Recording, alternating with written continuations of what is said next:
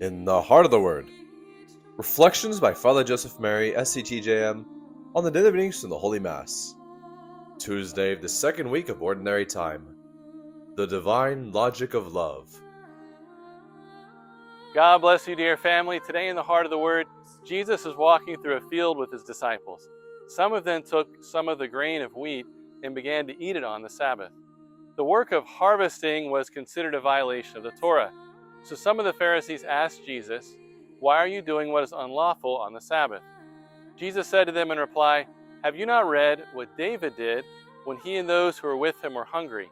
How he went into the house of God, took the bread of offering, which only the priests could lawfully eat, ate of it, and shared it with his companions. Then he said to them, 'The Son of Man is Lord of the Sabbath.'"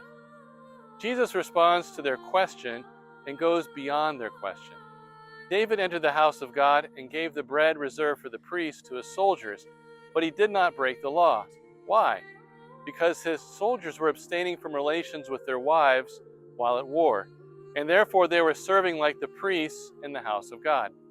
The soldiers of David while at war are priests. They have a right to eat the bread of the priests. Then Jesus says, "The Son of Man is Lord of the Sabbath." David was Lord over the house of the Lord. He had authority over the house of the Lord, since he was the anointed of the Lord. Like the soldiers of David, Jesus is saying that his disciples have the status of priests and therefore are not breaking the Sabbath.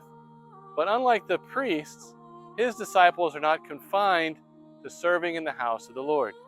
They serve the Lord wherever he is, however he desires, whenever he desires, and they do not violate the Torah, because Jesus is the Lord of the Sabbath, and the Torah serves him. Let us listen to these words of Mother Adela.